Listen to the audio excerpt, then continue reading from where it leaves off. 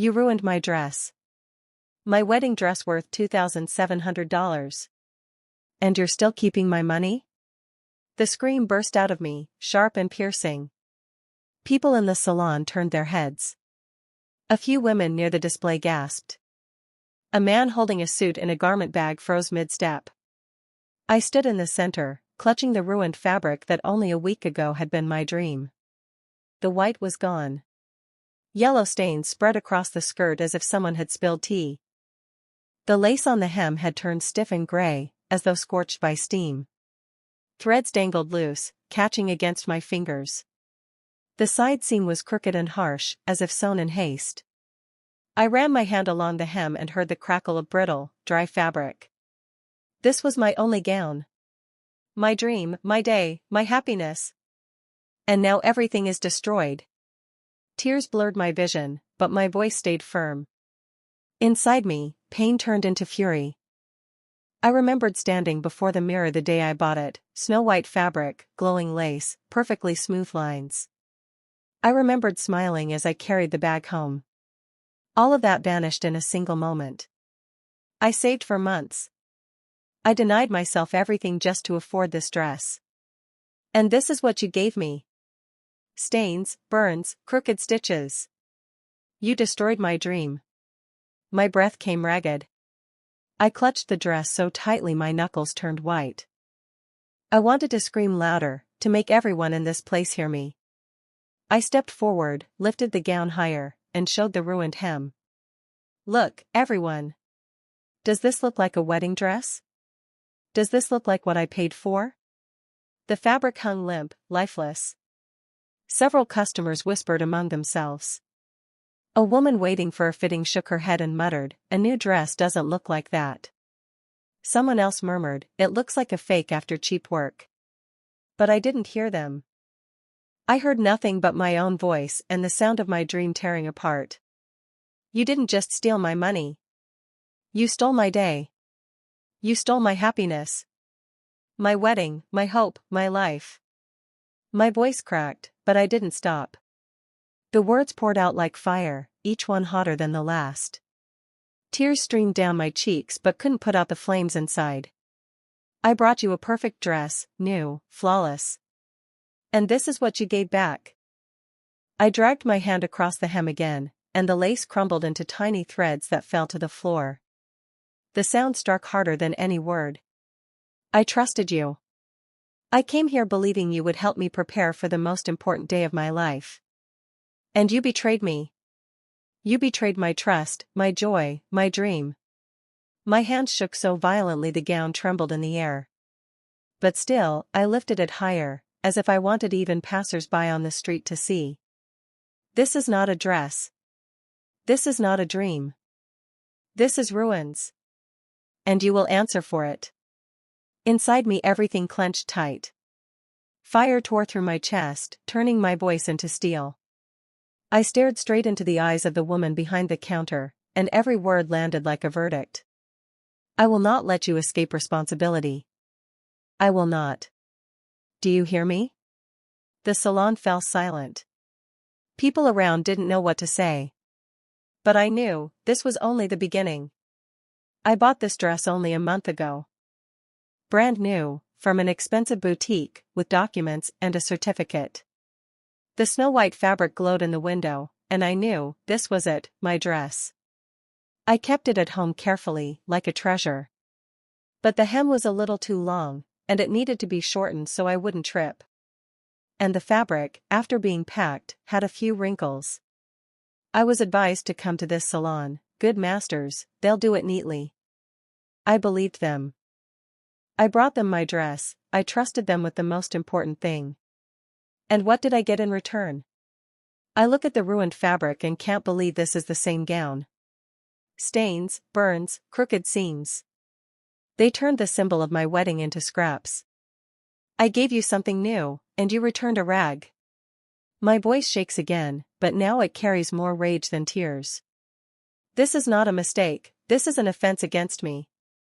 The salon manager answers coldly, as if I were talking about something trivial. The gown was already problematic. We did everything we could. You lie. I pull out the receipt, showing the date of purchase, the store's stamp. It was brand new. You have no right to say otherwise. People around whisper. A woman by the display speaks up. I've seen dresses like this, they don't fall apart from steam. Someone else adds, this is negligence. Their words give me strength. You ruined the fabric, and you know it. I continue. But instead of admitting the mistake, you accuse me.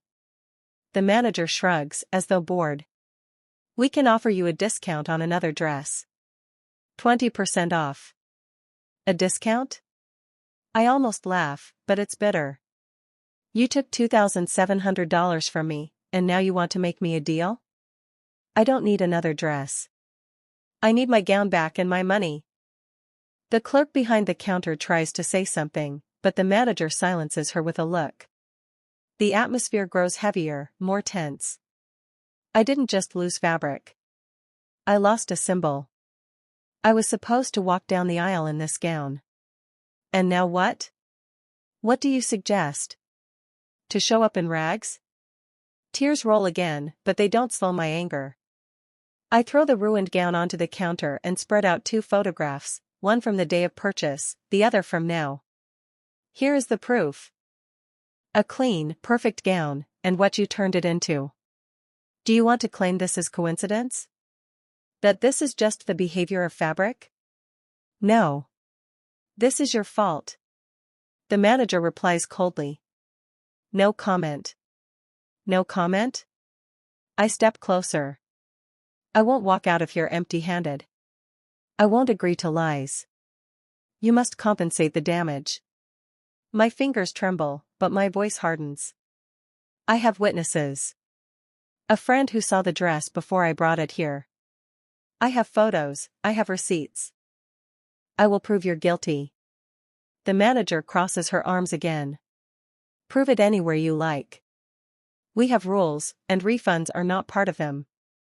Those words finally snap the last thread of patience. I feel determination rising inside me, hot and unstoppable. Fine. Then we'll see each other in court. See you in court. I grab the gown and clutch it to my chest. It no longer looks like a dream, but now it's my proof. Yes, it is ruined, but in this ruined state it becomes my weapon. I will not leave this unanswered. The courtroom fills with murmurs. I sit across from them, the dress folded neatly in front of me. It looks more like scraps than a gown. Every time I look at it, a weight presses down on my chest. But today I am not crying. Today I am ready to fight.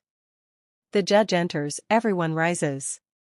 Silence crashes down, and my heart stops for a second. The hearing begins. The Salon's representative speaks first. A woman in a strict suit rises and declares confidently. The fabric was defective from the start. We performed a standard procedure, hemming and light steaming. The damage was not our fault. I clench my fists but stay silent. My time will come. The judge nods toward me. Your turn. I stand. My voice trembles, but each word carries strength. This dress was brand new. I bought it a month ago. Here is the receipt, here are the documents. In the condition it is in now, it could never have been sold. I brought it to the salon flawless, and it was returned to me ruined. I lay the photographs on the table. The first, a glowing, snow-white gown. The second, stains, burns, crooked seams. The contrast is so sharp that whispers spread through the room. I also have a witness, I continue. My friend saw the gown before I brought it to the salon. The judge nods, and my friend steps forward. Her voice is steady. I was there when she bought the gown. It was completely new, without a single flaw. I saw her bring it home, and I saw her take it to the salon. It was perfect. The salon's representative interrupts quickly. The witness is biased, she's a friend. Her testimony cannot be considered objective. But the judge raises a hand. Enough. My breathing quickens. I pull out the salon's receipt, date, amount, the employee's signature. Here is the order. It clearly states, hemming and light steaming. Not a single word about possible burns. No warning of risk. The judge studies the document, then looks at the salon's representative. Do you confirm the employee's signature? The woman hesitates, then nods. Yes, I confirm. The judge sets the papers aside and falls silent for several long seconds. The silence feels like an eternity. My chest pounds with only one thought: will he believe me? Will he hear me? Finally, his voice rings clear. I see evidence that the gown was indeed new and was damaged in the salon. Photographs, receipts, and the witness's testimony confirm this. The salon's representative protests sharply. We cannot be responsible for the quality of the fabric. We cannot pay for something that was not our fault. I step forward. My voice cracks, but I keep going. This was my dream. I trusted them. They were supposed to help, but instead they destroyed the dress and blamed me. If they're not responsible, then who is? The customer? Me? For their mistakes? The judge strikes the gavel. Silence falls again. Responsibility lies with the one who accepted the obligation. In this case, the salon. The court orders the payment of $2,700 to the plaintiff in compensation for part of the additional expenses. For a moment my heart stops, then beats stronger. I almost collapse into my chair, tears running down my face, but these are different tears. Tears of relief. The salon's representative frowns, but there is nothing more she can do. The decision is made. The judge looks directly at me and says, businesses must take responsibility for their mistakes. This is a lesson for everyone. I clutch the gown to my chest. It is still ruined, but now it stands as proof that truth exists, even if you have to scream it out loud. I lift my eyes and whisper softly, thank you. And inside, I think, never again will I let anyone treat me this way. Then I ask the question, one that isn't just for the courtroom but for everyone. Would you trust them with your gown?